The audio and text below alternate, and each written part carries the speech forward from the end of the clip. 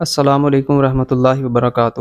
آج کا ہمارا عنوان ہے کہ اللہ تعالیٰ کو نیند کیوں نہیں آتی۔ یہ واقعی بہت دلچسپ سوال ہے۔ اس کے جواب میں اللہ تعالیٰ نے سورۃ بقرہ کی آیت نمبر 255 میں ارشاد فرمایا، ترجمہ کنز العرفان: اللہ وہ ہے جس کے سوا کوئی معبود نہیں، وہ خود زندہ ہے، دوسروں کو قائم رکھنے والا ہے، اسے نہ اونگ آتی ہے اور نہ نیند۔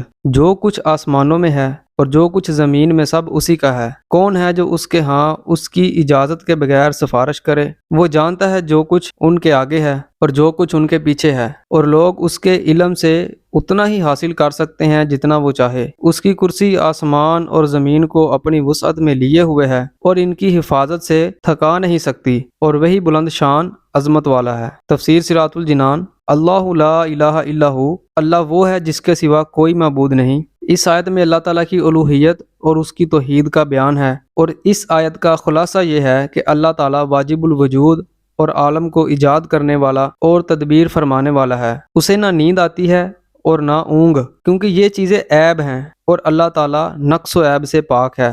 آسمانوں اور زمین میں موجود ہر چیز کا مالک وہی ہے، اور ساری کائنات میں اسی کا حکم چلتا ہے۔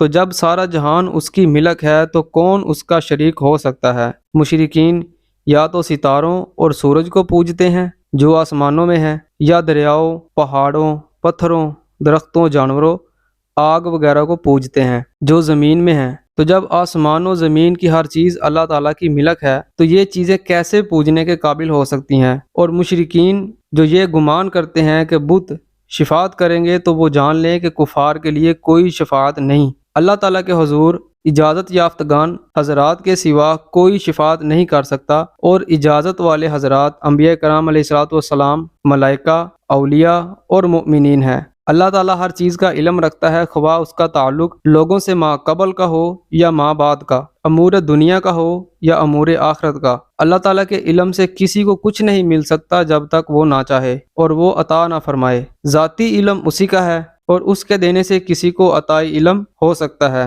جیسے وہ اپنی مشیت سے لوگوں کو اسرار کائنات پر اور انبیاء اور رسول علیہ الصلوۃ والسلام کو غیب پر آگاہ فرماتا ہے۔ اللہ تعالیٰ کی عظمت بے نہایت ہے۔ اس آیت میں الہیات کے اعلیٰ مسائل کا بیان ہے۔ جتنا اس میں غور و فکر کرتے جائیں گے، اللہ تعالیٰ کی عظمت اور اس کے بارے میں عقائد اتنا ہی واضح ہوتے جائیں گے۔ اس آیت کو آیت الکرسی کہتے ہیں۔ احادیث میں اس کی بہت سی فضیلتیں بیان کی گئی ہیں، جن میں سے ہم 4 فضیلتیں سنیں گے۔ نمبر 1، آیت الکرسی قرآن مجید کی سب سے عظیم آیت ہے۔ نمبر 2، جو سوتے وقت آیت الکرسی پڑھے تو صبح تک اللہ تعالیٰ اس کی حفاظت فرمائے گا اور شیطان اس کے قریب نہ آ سکے گا۔ نمبر 3 اور 4، نمازوں کے بعد آیت الکرسی پڑھنے پر جنت کی بشارت ہے۔